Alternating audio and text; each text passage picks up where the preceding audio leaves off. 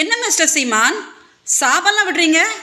நேற்று விஜயனனுக்கு ஒன்று ரோட்டோட இந்த பக்கம் இரு இல்லாட்டி அந்த பக்கம் இரு, சென்டரில் இருந்தால் லாரி அடிச்சு செத்து போயிடுவேன் அப்படின்னு சாபம்லாம் விடுறீங்க. நீங்கள் என்ன ரொம்ப உத்தமமா மிஸ்டர் சீமான் சாபம்லாம் விடுறதுக்கு? நான் உங்கள் ரோட்டுக்கே வரேன். அண்ணன் விஜய் ஆகட்டும் இல்லை திமுக ஆகட்டும் கொள்கை ரீதியாக தானே தவறு பண்ணியிருக்கிறாங்க. அதாவது உங்கள் பிரகாரம் மக்கள் ஒன்றும் சொல்லலை, நீங்கள் சொல்லிட்டு இருக்கிறீங்க.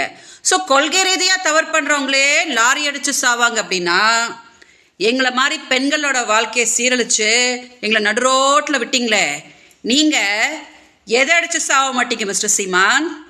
முதல்ல உங்கள் கட்சியில் இருக்கிற ஓட்டையெல்லாம் சரி பண்ணுங்க போங்க. உங்கள் கட்சியில் நிறைய ஊழல் நடந்துட்டு இருக்குதா? அடுத்தாப்புல திருச்சி சூர்யா அவர்கள் ஏதோ உங்களோட ஆபாச வீடியோலாம் ரிலீஸ் பண்ணி உங்கள் மானத்தை வாங்க போகிறாரா? அதெல்லாம் என்னென்னு முதல்ல போய் பாருங்க. திமுகவுக்கு என்ன பண்ணணும்னு திமுகவுக்கு தெரியும், விஜயனனுக்கு என்ன பண்ணணும்னு விஜயனனுக்கு தெரியும். இப்படி எல்லாருக்கும் அவங்க வேலைங்க என்னென்னு நல்லா தெரியும். உலகத்திலே அவங்களுக்கு மட்டும்தான் தலைவர் பிரபாகரன் அவர்கள் கொடுத்த வேலையை ஒழுங்காக பார்க்க தெரியாமல் காலையில் இருந்துச்சா இந்த மாதிரி சும்மா பப்ளிசிட்டி பண்ணிக்கிட்டு அவங்கள சபிச்சுக்கிட்டு நீங்கள் தான் கூமூட்டை மாதிரி அலைஞ்சிட்ருக்கிறீங்க. ஓகே, அதனால் பெரிய ஏதோ உத்தமர் மாதிரியோ கண்ணகி மாதிரியோ சாபம்லாம் விடாதீங்க.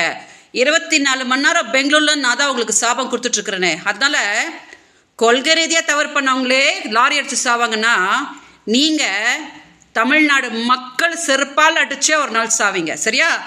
மீடியா தயவு செஞ்சு இந்த வீடியோ டெலிகாஸ்ட் பண்ணுங்கள்.